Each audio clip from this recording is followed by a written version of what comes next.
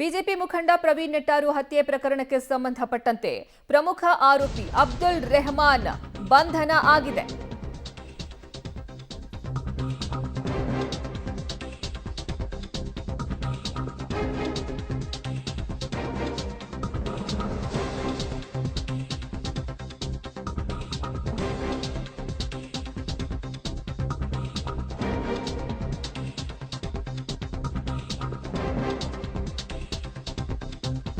ಕಣ್ಣೂರು ಏರ್ಪೋರ್ಟ್ನಲ್ಲಿ ಎನ್ಐಎಯಿಂದ ಬಂಧಿಸಲಾಗಿದೆ.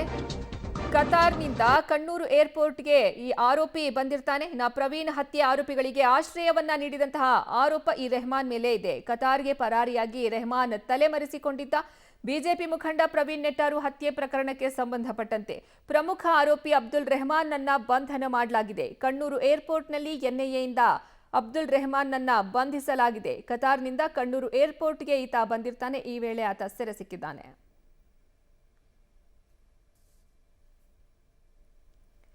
ಈ ಬಗ್ಗೆ ಹೆಚ್ಚಿನ ಮಾಹಿತಿ ನೀಡ್ತಾರೆ ನಮ್ಮ ಪ್ರತಿನಿಧಿ ಸುಖಪಾಲ್. ದೂರವಾಣಿ ಸಂಪರ್ಕದಲ್ಲಿದ್ದಾರೆ. ಸುಖಪಾಲ್, ಈತನನ್ನ ಖೆಡ್ಡಾಗೆ ಹೇಗೆ ಕೆಡವುದ್ರು ಮತ್ತೆ ಈತನ ಮೇಲೆ ಯಾವ್ಯಾವ ಆರೋಪಗಳು ಇದೆ?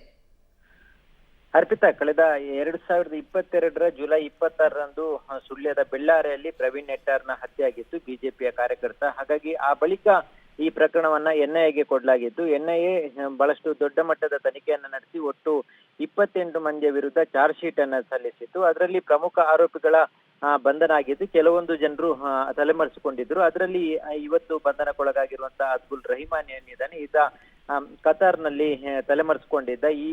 ಈ ಒಂದು ಪ್ರಕರಣಕ್ಕೆ ಸಂಬಂಧಪಟ್ಟಂತ ಆರೋಪಿಗಳನ್ನ ಬಂಧನ ಆದಂತ ಸಂದರ್ಭದಲ್ಲಿ ಆತ ವಿದೇಶಕ್ಕೆ ಹಾರಿದ್ದ. ಆ ಬಳಿಕ ಅಲ್ಲೇ ಇದ್ದ. ಈಗ ಎನ್ಐಎ ತನಿಖೆ ನಡೆಸಿದಂತ ಸಂದರ್ಭದಲ್ಲಿ ಈತನನ್ನ ಸೇರಿ ಎಲ್ಲ ಆರೋಪಿಗಳ ವಿರುದ್ಧವೂ ಚಾರ್ಜ್ ಶೀಟ್ ಅನ್ನ ಹಾಕಿತ್ತು. ಸುಮಾರು 28 ಮಂದಿಯ ವಿರುದ್ಧನೂ ಚಾರ್ಜ್ ಶೀಟ್ ಅನ್ನ ಸಲ್ಲಿಸಿತ್ತು. ಇದರಲ್ಲಿ ಈ ಆರೋಪಿಗೂ ಲುಕ್ಔಟ್ ನೋಟಿಸ್ ಅನ್ನ ಜಾರಿ ಮಾಡಲಾಗಿತ್ತು. ಈಗ ಆತ ಕತಾರ್ನಿಂದ ಕೇರಳದ ಕಣ್ಣೂರು ಏರ್ಪೋರ್ಟ್ಗೆ ಬರ್ತಾ ಇರುವಂತ ಮಾಹಿತಿ ಸಿಕ್ಕಿರುವಂತ ಹಿನ್ನೆಲೆಯಲ್ಲಿ ಅಲ್ಲೇ ಎನ್ಐಎ ಅಧಿಕಾರಿಗಳು ಈತನನ್ನ ಬಲೆಗೆ ಹಾಕಿರುವಂತದ್ದು. ಈತ 2022ರ ಈ ಹತ್ಯೆಯಾದ ಬಳಿಕ ಆತ ತಲೆಮರೆಸಿಕೊಂಡಿದ್ದ. ಅವತ್ತಿನಿಂದ ಇವತ್ತಿನವರೆಗೂ ಆತ ಪೊಲೀಸರಿಗೆ ಸಿಗ್ಲಿಲ್ಲ. ಈಗ ಆತನ ವಾಂಟೆಡ್ ಲಿಸ್ಟ್ ಅನ್ನು ಈ ಹಿಂದೆನೂ ಹಾಕಲಾಗಿತ್ತು.